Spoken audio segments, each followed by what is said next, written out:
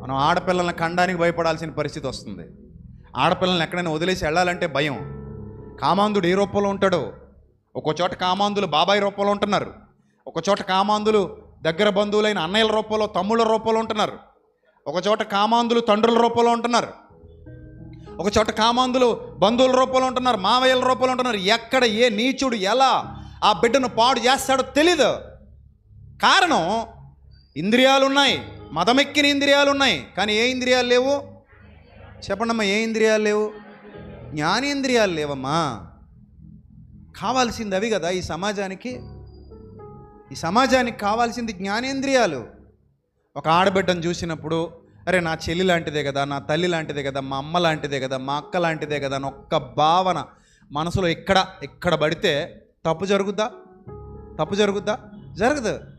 కనీసం కొద్దో గొప్ప లోపల దైవ భయం ఉన్నా కూడా, నా తండ్రి ఉన్నాడు, ఆయన చూస్తున్నాడు, నేను ఇలా చేయకూడదు, ఇది రైట్ కాదు, దిస్ ఈజ్ నాట్ రైట్, ఈ ఆలోచన కరెక్ట్ కాదు, దీన్ని ఫిల్టర్ చేయాలి, ఇది తప్పు, ఇది ఏంటిది తప్పు, ఇది దుష్టుడు ఆలోచన, నేను తీసుకోకూడదు అనే భావన మనసులో ఉంటే తప్పు జరుగుద్దా?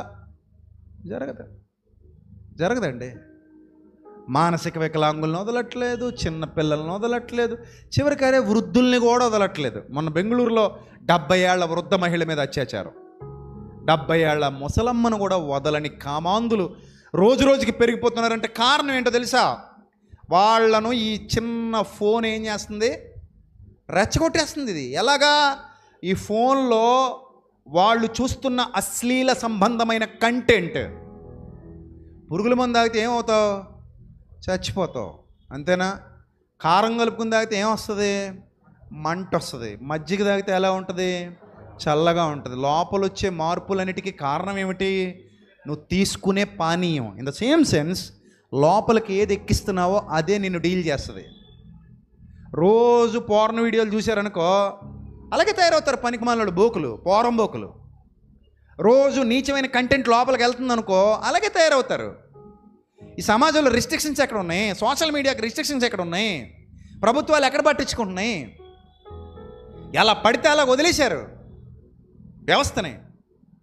అరే పొలాన్ని వదిలేస్తేనే ముళ్ళ తుప్పలో గచ్చ పొదలు ఏమవుతున్నాయి? పెరిగిపోతున్నాయి. రైతు కొడవలు పట్టుకుని దిక్కపోతే పొలంలోనికి గచ్చ పొదలు, ముళ్ళ తీగలు, తుప్పలు ఏమైపోతాయి? పెరిగిపోతాయి. మరి ప్రభుత్వాలు ప్రజలను పట్టించుకోవడం మానేసి ఏ కంటెంట్ పడితే ఆ కంటెంట్ వదిలేయడమే.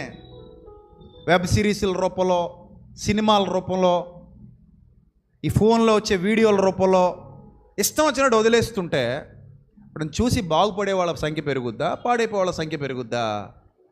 కదా. సరే, అవన్నీ పక్కన పెడదాం. మనం ఎవరని మాట్లాడుకుంటున్నాం? సంఘం అంటే ఏమిటి? క్రీస్తు యేసు శరీరం. సంఘం అంటే అర్థం ఏమిటి? యేసుక్రీస్తు శరీరమే సంఘం. ఏమండి, మనం I am the body of Christ అని గర్వంగా చెప్పుకోగలిగే వాళ్ళు ఎంతమంది ఉన్నారు ఇక్కడ? మనసును అడిగి చెప్పగలరా? మనసును అడిగి, are you a part of Lord Jesus Christ? నువ్వు యేసుక్రీస్తు ప్రభువు వారి యొక్క బాడీలోని పార్టువా? ఇప్పుడు ఆయన బాడీ అంటే ఎలా ఉంటుంది? ఎలా ఉంటుందమ్మా? ఎంత పరిశుద్ధమైనది ఆయన బాడీ, ఎంత పరిశుద్ధమైనది, ఎంత మహిమ గలది, ఎంత పవిత్రమైనది, ఎంత ఉన్నతమైనది. మనం అందరం బాడీ ఆఫ్ క్రైస్ట్ అని చెప్పుకుంటాం కదా. వీఆర్ ఆల్ వన్ ఫ్లెష్ కదా. We are all the body of Lord Jesus Christ. Is it? అది రైటా? రైట్ అని మనం అన్నాం అనుకోండి, మన మనసు చెప్పాలి, ఎస్ నాన్న, నువ్వు నాలోని భాగానివి అని ఆయన అనాలి. మరి అది అవ్వాలి అంటే సాధన చేయాలా వద్దా? సాధన చేయాలి కదా. చేయాలండి. ఈ కన్ను ఒకప్పుడు చెడిపోయిన కన్నే కావచ్చు, కానీ ఇప్పుడు అలా ఉండకూడదు, మారాలి. ఈ నోరు ఒకప్పుడు చెడిపోయిన నోరే కావచ్చు, కానీ ఇప్పుడు కూడా అలాగే ఉంటే నువ్వు బాడీ ఆఫ్ క్రైస్ట్ కాదు. నీ ఊహలు ఒకప్పుడు చెడిపోయిన ఊహలే అయి ఉండొచ్చు, కానీ ఇప్పుడు కూడా అలాగే ఉంటే you are not a son of God. నువ్వు దేవుని బిడ్డవు కావు. మనం మారాలి కదా. ఆ జ్ఞానేంద్రియాలు మన సొంతం కావాలి కదా. సంఘాలన్నీ అలా తయారవ్వాలి. నా ఆశ అదే, నా కోరిక అదే. అందుకే గట్టిగా చెప్తా, ఖండించి గద్దించి బుద్ధి చెప్తా. కొంతమంది భయపడతారు, అమ్మో విజయప్రసాద్ రెడ్డి గారిని పిలుస్తున్నారా అండి, ఏమండి ఆయన ఏ మొహమ్మే చెప్పేస్తాడండి, ఉన్నది ఉన్నట్టు చెప్పేస్తాడు. మరి ఏం చేయాలి, నేను కూడా మసిపూసి మారేడుకాయ చేసి పెయింట్ వేయాలా ఏంది? ఎంతకాలం వేస్తాం పెయింట్? ఈ రాత్రి ప్రభు వచ్చేస్తే, ఎరా బాబా పెయింట్లు వేసుకుంటూ కూర్చున్నావా అంటాడు. అదే ప్రభు నువ్వు రావడం లేట్ అవుద్దేమని పెయింట్ వేయడం మొదలెట్టాను ప్రభు అన్నావు అనుకో, పిలక మీద ఒకటి అందుకుని తీసుకెళ్తాడు. ఇంకా మనకు పెయింట్లు వేసే టైం లేదు, వద్దు మనకి. అయినా మనం ఎందుకు పెయింట్లు వేయాలి? పౌలు గారు వేసారా పెయింట్లు? ఎందుకు వేయాలి మనం పెయింట్? ఉంటే ఉన్నది ఉన్నట్టు కొండ బద్దలు కొట్టి చెప్పేయి అంతే.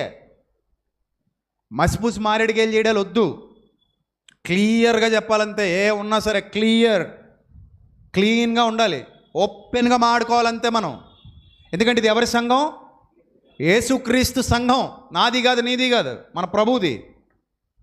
ఇక్కడ ఘనత పొందాల్సింది, మహిమ పొందాల్సింది ప్రభువే. ఇక్కడ వాక్యం ద్వారా మన హృదయాలలోనికి వెళ్ళి ఖచ్చితంగా మన జీవితాన్ని ప్రశ్నించాల్సింది ప్రభువే. ఘనత ఆయనకే దక్కాలి, మహిమ ఆయనకే దక్కాలి. అలా మనం ట్రైన్ చేయాలి. ట్రైనింగ్, శిక్షణ. ప్రతి మనిషి జీవితంలో ఎక్కడో ఒక చోట ఏదో ఒక అవయవం దగ్గర చిన్నదో పెద్దదో పొరపాటు సహజంగా ఉండవచ్చు. నువ్వు ఖచ్చితంగా దాన్ని ఏం చేయాలి? క్లియర్ చేయాలి, కట్ చేయాలి, సరిదిద్దాలి, చక్కబెట్టాలి. అది సేవకుడి యొక్క బాధ్యత, అది సేవకుడి యొక్క ముఖ్య ధర్మం. ఈరోజు చాలామంది సేవకుడన్నా సేవ అన్న ఏదో చీప్గా మాడుతున్నారు. వీళ్ళు దశంభాగాలు అడుగుతారు, డబ్బు కోసం చేస్తున్నారు, అది ఇదని. నేను చాలాసార్లు చెప్పారు, దౌర్భాగ్యులారా. నాకు ఎంత కామెంట్లు పెడుతుంటాడు, దశంభాగాల కోసం మతం మారినోడని పెడుతుంటారు. నాకు పనికి మానలేదు వాళ్ళు. నేను వాళ్ళతో చెప్తుంటారు, దౌర్భాగ్యులారా, నేను ఎప్పుడు ఎవరిని దశంభాగాలు అడగలా. 16 ఏళ్ల నుంచి సేవలో ఉన్నా. నేను ఎప్పుడు ఎక్కడ సంఘంలో ఎవరిని నీ దశంభాగం పట్టుకురా, నీ అది పట్టురా, ఇది పట్టురా ఎప్పుడు అడగలా. అడిగానా మిమ్మల్ని ఎవరినైనా ఎప్పుడైనా? అడగను, నాకు అవసరం లేదు. అది కానుకలు పడతాం, అది కూడా కేవలం సేవా పరిచర్యకు ఉపయోగించడానికి మాత్రమే. ఎలాంటి బలవంతం లేదు. ఎందుకంటే ఇక్కడ బోలెడని కార్యక్రమాలు జరుగుతాయి, ఒక్కడి వల్ల అవ్వయి. సంఘం ద్వారా సహకరించమని ప్రభువే చెప్పాడు కాబట్టి ఆ ధనాన్ని సేవా కార్యక్రమాలకు వినియోగిస్తాం. అది అంతే తప్ప మీ డబ్బులు ఇవ్వండి అని ఎవరిని ఇప్పుడు అడుక్కోలేదు, అడగం కూడా అలాగా. ఎందుకంటే క్రైస్తవ్యంలో ఆ సిస్టమే లేదు. ఓల్డ్ టెస్టిమెంట్ వేరు, న్యూ టెస్టిమెంట్ వేరు. ఓల్డ్ టెస్టిమెంట్ ఏం చెప్తోందంటే, నువ్వు సంపాదించిన దాంట్లో నీ దేవునికి నువ్వు ఇవ్వాలనుకున్నది బలవంతం లేకుండా నీ హృదయంలో నిశ్చయించుకున్న ప్రకారం నువ్వు ఇవ్వాలంది. ఇవ్వద్దని చెప్పలా, ఇవ్వమనే చెప్పింది. కానీ నీ హృదయంలో నిశ్చయించుకున్న ప్రకారం బలవంతం లేకుండా నువ్వు నీ తండ్రి కోసం ఇవ్వు. అది నిస్వార్థపరమైన సేవా పరిచర్యకు ఉపయోగపడేలా చూడు, అంతే. సో ఇక్కడ జరుగుతున్నది సేవ అంటే అర్థం ఏమిటి? చాలామందికి తెలియదు, కనబడదు. కొన్ని వందల జీవితాలు నిలబడిపోతాయి ఇక్కడ, కొన్ని వందల జీవితాలు ఆలోచనలో పడతాయి, కొన్ని వందల జీవితాలు కట్టబడతాయి. ఒకవేళ అలాంటి భావాలు కలిగిన వాళ్ళు ఎవరైనా ఇక్కడ దేవుని సంఘంలో కూర్చున్నా, దేవుని వాక్యం వాళ్ళ హృదయంలోకి వెళ్ళి మంట పెట్టేస్తుంది. యేసుప్రభు వారి అమ్మాయి మార్గంలో మాట్లాడుకుంటూ వెళుతుంటే వాళ్ళు అంటారు, వాళ్ళిద్దరిస్తున్న సాక్ష్యం, ఆయన మనతో మాట్లాడుచున్నప్పుడు మన హృదయం మనలో మండుచుండలేదా అన్నారు. వాక్యం అంటేనే మంట, మనలో ఉన్న కల్మషాన్ని కడిగేసే మంట దేవుని వాక్యం. కాబట్టి బాగా ఆలోచన చేయండి ప్రియమైన దేవుని సంగమా. మనం ఏ ఇంద్రియాలు గలవారంగా మారాలి? జ్ఞానేంద్రియాలు గలవారంగా మారాలి. ఒక్క కన్ను దగ్గర ఎన్ని ప్రాబ్లమ్స్ వచ్చేస్తున్నాయి చూడండి. ఒక్క కన్ను సరిగా లేకపోతే వ్యవస్థ మొత్తం ఏమైపోద్దమ్మా? పాడైపోద్దమ్మా. మన కన్ను బాగుండాలమ్మా.